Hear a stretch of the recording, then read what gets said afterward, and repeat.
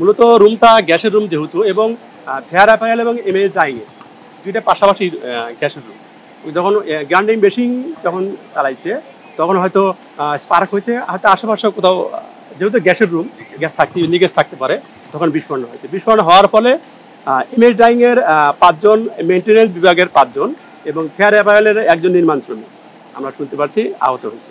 এটা হলো নারায়ণগঞ্জে তো গ্যাসের প্রচুর লিক থাকে, এরকমও সমস্যা হতে পারে বা লাইনও থাকতে পারে। এইটা বিষয়ে আমরা যে ব্যবস্থা নেব সেটা হলো যে গ্যাসের যেখানে কাজ করা হোক না কেন অবশ্যই গ্যাসের লাইনটা বন্ধ করে বা এর সিকিউরিটি নিয়ে এরপরে গ্রাইন্ডিং মেশিন বা অন্যান্য কাজ চালানো উচিত। যে ব্যবস্থা আমরা চিঠি দিয়ে আমাদেরকে জানিয়ে দেবো যে আসলে এই ধরনের কাজ করতে গেলে অবশ্যই সতর্কতা অবলম্বন করতে হবে। ওয়েল্ডিং করতে আসি, হঠাৎ করে একটা লোক চিৎকার করে বাহিরে আসলো। বাহিরে আসার পরে ওনার দেখি যে অবস্থা খুব ভয়াবহ। পরে ওই জানলা দিয়া দেখি ধুমাও বাইরায়, ঠিক আছে, একটা বিকজ আওয়াজ হয়েছে, মানে ওই আওয়াজটা হয়েছে আপনার একটা দরজা নিয়ে ওই লোকটা হয়তো বের হয়েছিল।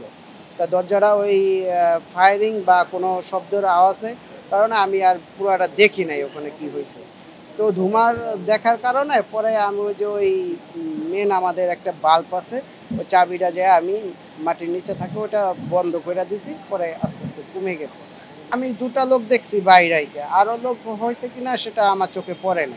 জাস্ট একটা শব্দ পাইছি, আমার কাছে সাউন্ড আসছে। ওই লোকটা যখন চিৎকার করে বাইরেছে সে কারণে আমি দেখলাম যে তাকে আবার ধুমাও জ্বলে, এই আমার চোখে পড়ছে। আমি তো তৎনগদ আমি যেখানে চাবি আসছিল আমাদের অন অফ করার, ওই চাবিটা আমি বন্ধ করে দিছি। আর ফেয়ার অ্যাপারেলস লিমিটেডের যে আরএসএম রুম আছে, এই আরএসএম রুমের বর্ধিত করার কারণে তিতাস গ্যাসের লোকে কাজ করতেছে। এখানে তিতাসের সমস্ত ওয়েল্ডার, তিতাসের কন্ট্রাক্টর সব কিছু আছে। এরা কাজ করতে সময় ফেয়ার অ্যাপারেলসের যে আরএসএম রুমটা আছে এটা আগে ছোট সাইজ ছিল, এখন সাইজটা আরো বড় করতেছে, যার কারণে এটা ছাদ যখন ভাঙতেছে তখন আরএসএম রুমের ভিতরে হয়তো কিছু গ্যাস জমা ছিল। যখন ছাদের গ্যান্ডিং লাগাইছে, আপনার রডগুলো কাটার জন্য গ্যান্ডিং মেশিন চালাইছে, গ্যান্ডিংয়ে যখন স্পার্ক করছে, স্পার্ক করলে কিছু জমা গ্যাস ছিল, ওই জমা গ্যাসে ওখানে আগুন ধরছে। আগুন ধরার পর আমাদের ফেয়ার অ্যাপারেলসের ওখানে কিছু নির্মাণ শ্রমিক ছিল, 4 জন নির্মাণ শ্রমিক ইনজুরি হয়েছে, ওদেরকে সাথে সাথে হাসপাতালে পাঠানো হয়েছে। এখানে গ্যাসের লোকে কাজ করতেছে, গ্যাসের লোকে কাজ করতে সময় এই ঘটনাটা ঘটছে।